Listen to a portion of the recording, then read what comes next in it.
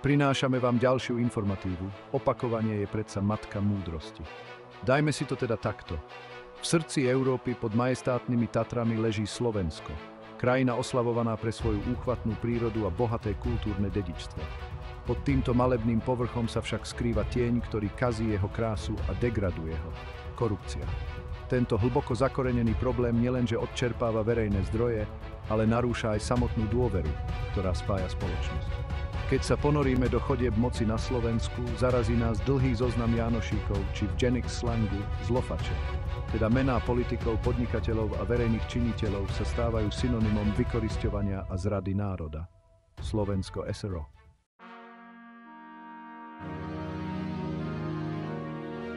Pád komunizmu na Slovensku priniesol so sebou prísľub slobody a prosperity. Táto transformácia však otvorila aj brány korupcie. Počas 90. rokov sa rýchla privatizácia štátnych podnikov stala živnou pôdou pre korupčné praktiky a etický dysfunkcií. Degeneráti sa zmocnili príležitosti.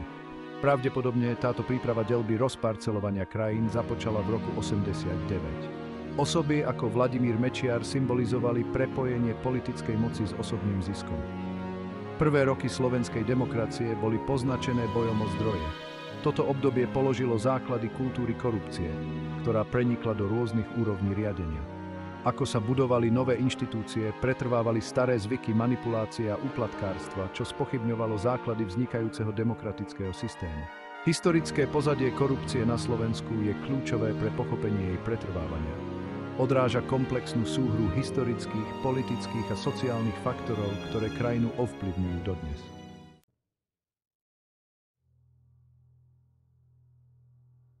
Na Slovensku sa mená Vladimír Mečiar, Robert Fico a Marian Kočner často spájajú s temnou stránkou politiky. Ich kariéry poskytujú pohľad na mechanizmy korupcie, ktoré trápia krajinu. Mečiar, významná osobnosť 90. rokov, bol známy svojim autoritárskym štýlom a spornou privatizačnou politikou. Jeho éra sa vyznačovala nízkou transparentnosťou a zvýhodňovaním v ekonomických vzťahoch. Robert Fico, trojnásobný premiér, bol zapletený do rôznych korupčných škandálov, čo poukazuje na pokračujúci boj proti korupčným praktikám na najvyšších miestach vlády. Kde je hranica medzi šarádou, divadlom a cintorínom? Jeho pôsobenie ilustruje, ako možno zneužívať politickú moc na osobný a politický prospech, často na úkor verejného záujmu. Je to v poriadku? Nie je to škandál? Marian Kočner, podnikateľ s hlbokými politickými kontaktmi, stelesňuje nebezpečné spojenie medzi podnikateľskou elitou a politickými predstaviteľmi. Jeho účasť na významných škandáloch, vrátane obvinení súvisiacich s vraždou novinára Jána Kuciaka, zdôrazňuje nebezpečenstvo, ktorým čelia novinári, keď sa postavia proti korupcii. Tieto osobnosti sú príkladom širšieho systémového problému, keď idú moc a korupcia ruka v ruke a podrývajú demokratické princípy a dôveru verejnosti.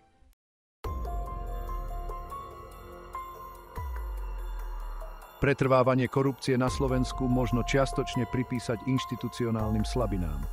Kľúčové orgány, ktoré majú chrániť pred korupciou, sú často nedostatočne financované alebo vystavené politickému vplyvu, čo znižuje ich efektívnosť. Súdnictvo, ktoré je kľúčové pre dodržiavanie zákona, čelí obvineniam zo zaujatosti a neefektívnosti, čo komplikuje snahy o stíhanie skorumpovaných jednotlivcov. Právne medzery zohrávajú významnú úlohu pri umožňovaní korupčných praktík. Napríklad článok 363 trestného poriadku, ktorý umožňuje generálnemu prokurátorovi zrušiť rozhodnutia súdov, je kritizovaný pre jeho potenciálne zneužívanie na ochranu vplyvných osôb pred stíhaním. Ešte raz zopakujme, snáď to viacerým dôjde. Úloha Maroša Žilinku, paragraf 363 trestného poriadku, ktorý umožňuje generálnemu prokurátorovi zrušiť právoplatné rozhodnutia súdov, sa stal nástrojom na ochranu korupčníkov. Tento paragraf bol často kritizovaný za jeho zneužívanie na politické účely a ochranu vplyvných osobností pred trestným stíhaním. Generálny prokurátor Maroš Žilinka je často obviňovaný z toho, že je nastrčený na ochranu korupčníkov a využíva tento paragraf na ich prospech. Toto ustanovenie ilustruje, ako možno zákony manipulovať tak, aby slúžili záujmom mocných na úkor spravodlivosti. Prípad zneužitia článku 363 poukazuje na potrebu robustných právnych rámcov, ktoré sú odolné voči manipulácii.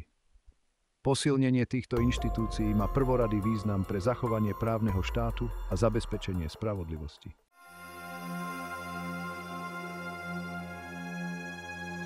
Známe korupčné kauzy. Kauza Gorila, ktorá vypukla v roku 2011, odhalila hlboko zakorenenú korupciu, spájajúcu politikov s obchodnými magnátmi v súvislosti s kontroverznými privatizačnými obchodmi. Škandál bol pomenovaný podľa tajnej operácie, ktorá zaznamenávala rozhovory dokazujúce vplyv finančnej skupiny Penta na štátne záležitosti. Tento prípad poodhalil rozsah a drzosť korupcie na Slovensku a vyvolal pobúrenie verejnosti a požiadavky na zmenu. Vražda investigatívneho novinára Jána Kuciaka a jeho snúbenice v roku 2018 znamenala pre Slovensko zlomový moment. Kuciak vyšetroval prepojenia medzi politikmi a organizovaným zločinom a jeho vražda spustila jeden z najväčších protestov na Slovensku od roku 1989. Táto tragická udalosť nielenže poukázala nebezpečenstvo, ktorému čelia novinári v skorumpovaných spoločnostiach, ale aj zmobilizovala verejnosť a medzinárodné spoločenstvo, aby žiadali prísnejšie opatrenia proti korupcii. Tieto prípady sú hrozivou pripomienkou všade prítomnej povahy korupcie na Slovensku a vysokých stávok, ktoré so sebou prináša boj proti nej. Zdôrazňujú naliehavú potrebu transparentnosti, zodpovednosti a robustného právneho systému na ochranu občanov a dodržiavanie demokratických hodnôt. NAKA a falošná spravodlivosť Národná kriminálna agentúra NAKA, ktorá má bojovať proti organizovanému zločinu a korupcii, je často vnímaná ako neefektívna a kolaborujúca s politickými a podnikateľskými elitami. Mnohé vyšetrovania sú zastavené alebo nikdy nedôjdu k súdu, čo vytvára dojem, že spravodlivosť je selektívna a slúži iba mocným. Prečo to spoločnosť toleruje?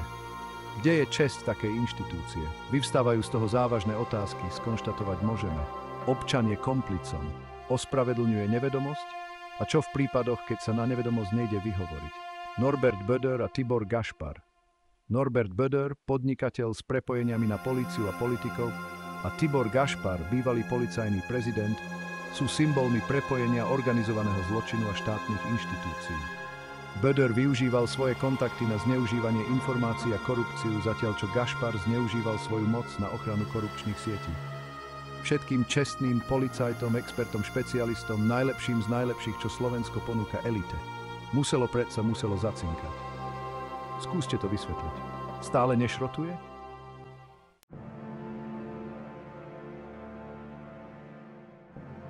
Reakcia verejnosti a protesty. Reakcia verejnosti na korupciu na Slovensku bola hlasná a rozhodná. Vražda Jána Kuciaka bola katalizátorom jednej z najväčších sérií protestov v novodobej histórii Slovenska, ktorá viedla k významným politickým zmenám, vrátane rezignácie vtedajšieho premiéra Roberta Fica. Tieto protesty demonštrovali silu verejného sentimentu a požiadavku na zodpovednosť. Občianska angažovanosť na Slovensku zažíva oživenie a občania sú čoraz viac ochotní výjsť do ulic, aby bránili demokratické princípy a žiadali transparentnú, efektívnu a vizionárskú vládu, kompetentnú a odhodlanú viesť spoločenstvo, ktoré s dôverou zastupujú blahobytu a príkladu celému svetu. Tieto hnutia sú silným svedectvom o úlohe verejnej kontroly v boji proti korupcii. Energia a odhodlanie týchto protestov odrážajú spoločnosť, ktorá už nie je ochotná tolerovať korupciu ako normu. Ide o kľúčový krok k spoločenskej zmene, kde verejná zodpovednosť môže významne odradiť od korupčných praktík.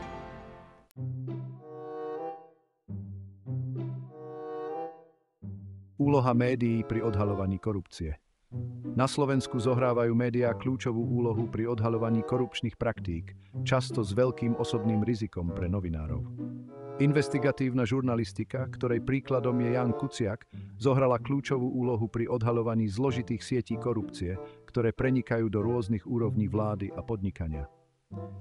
Výzvy, ktorým čelia novinári na Slovensku, zdôrazňujú potrebu ochrany, ktorá by tlači umožnila slobodne fungovať bez strachu z odvety. Úloha médií pri vzdelávaní verejnosti a vyvodzovaní zodpovednosti moci je v fungujúcej demokracii zásadná. Posilnenie slobody médií a zaistenie bezpečnosti novinárov sú nevyhnutné pre pokračovanie v boji proti korupcii. Slobodná tlač nielenže odhaľuje priestupky, ale pomáha aj kontrolovať moc a slúži ako odstrašujúci prostriedok proti potenciálnym korupčným praktikám.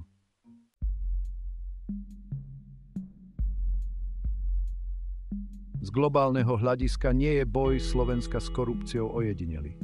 Pozícia krajiny v Európskej únii jej však prináša špecifické výzvy a zdroje. Porovnanie so susedmi, ako sú Česká republika a Maďarsko, ktoré čelia podobným problémom, poskytuje kontext a potenciálne ponaučenia pre Slovensko. Medzinárodný pohľad je kľúčový pre pochopenie vonkajších tlakov a očakávaní, ktorým Slovensko čelí, najmä zo strany inštitúcií, ako je Európska únia. Tieto porovnania poukazujú aj na úspešné stratégie uplatňované inými krajinami, ktoré by Slovensko mohlo zvážiť.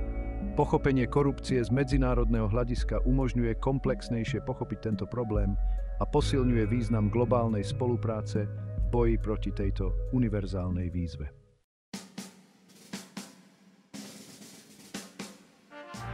Snahy o boj proti korupcii na Slovensku sú rôznorodé a zahŕňajú vládne iniciatívy, medzinárodnú spoluprácu a prácu mimovládnych organizácií MVO. Medzi tieto snahy patria legislatívne reformy, zriaďovanie protikorupčných orgánov a zvýšenie transparentnosti vo verejnom obstarávaní a financovaní. Účinnosť týchto opatrení však často vzdí nedostatočné presadzovanie práva a pokračujúci odpor zo strany vplyvných záujmových skupín. Úspešné príbehy, hoci existujú, zatieňujú prípady, keď reformy nedokázali odstrániť koreňové príčiny korupcie. Pre Slovensko znamená cesta vpred nielen implementáciu reforiem, ale aj zabezpečenie ich presadzovania. To si vyžaduje trvalé odhodlanie k zmene, podporované ostražitou a aktívnou občianskou spoločnosťou i zmenou prístupu k spravovaniu vlasti a ochrana zveľaďovania. Mečiar raz spomenul, že ďalším Švajčiarskom. Aké výhody potom skutočne pre akcionára občana byť takej skupiny účastným? Nonsens. Slováci majú úžasný potenciál. Pozastavme sa, zamyslíme i nechajme kormidlá kompetentným. Aká je vízia, ktorú máte pre vlast dedičstvo?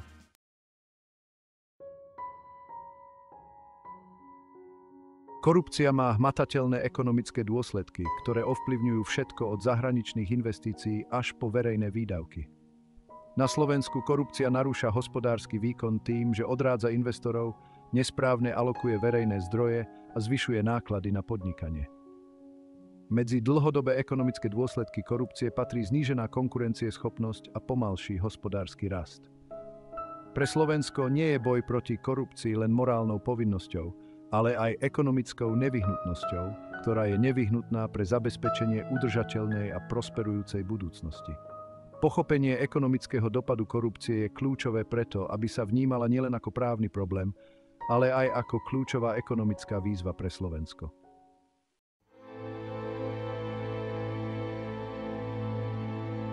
Korupcia na Slovensku presahuje rámec ekonomických škôd, hlboko ovplyvňuje sociálne štruktúry. Verejné služby, od zdravotníctva až po školstvo, trpia, keď sú finančné prostriedky presmerované alebo zneužité. To vedie k nerovnosti a všeobecnej erózii dôvery vo verejné inštitúcie. Sociálnu štruktúru Slovenska oslabuje korupcia, ktorá vytvára spoločnosť, ktorej prevláda cynizmus nad dôverou. Riešenie týchto sociálnych dôsledkov je nevyhnutné pre obnovenie viery v systém a vybudovanie spravodlivejšej spoločnosti. Boj proti korupcii je aj bojom za sociálnu spravodlivosť, ktorého cieľom je obnoviť integritu a zabezpečiť, aby verejné zdroje slúžili všetkým občanom, nielen niekoľkým vyvoleným.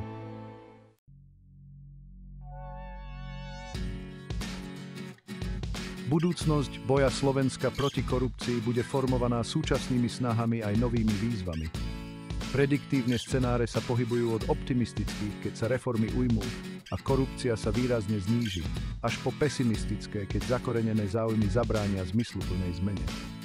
Kľúčom k pozitívnemu výhľadu je trvalá reforma, verejná kontrola a medzinárodná podpora. Potenciál pre návrat k starým praktikám však zostáva významným problémom, ktorý zdôrazňuje potrebu neustálej angažovanosti a adaptácie. Budúcnosť boja Slovenska proti korupcii nie je vopred daná. Budú ju písať činy a odhodlanie jeho obyvateľov a lídrov.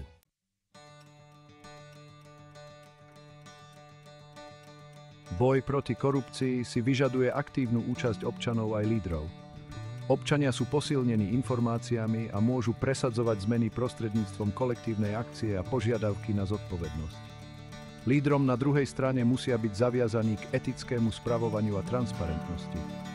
Vytvorenie kultúry integrity sa začína individuálnymi činmi, ale vyžaduje si kolektívne úsilie.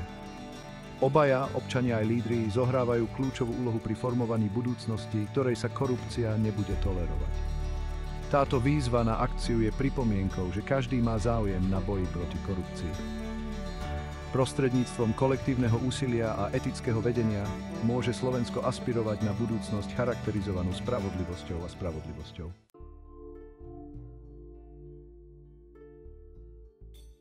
Korupcia na Slovensku je viac než len politickým problémom. Je to hlboký spoločenský problém, ktorý ovplyvňuje všetky aspekty života.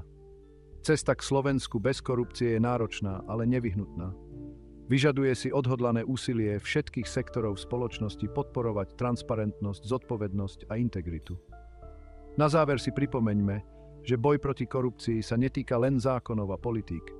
Ide o budovanie kultúry čestnosti a dôvery. Pre Slovensko je cesta vpred jasná. Len vytrvalým úsilím a neochvejným odhodlaním môže národ dúfať, že prekoná túto hlboko zakorenenú výzvu a obnoví dôveru vo svoje demokratické inštitúcie. Toto komplexné nahliadnutie do hlbín korupcie na Slovensku nielenže objasňuje jej zložitosť, ale inšpiruje aj nádej a konanie smerom k transparentnejšej a spravodlivejšej spoločnosti.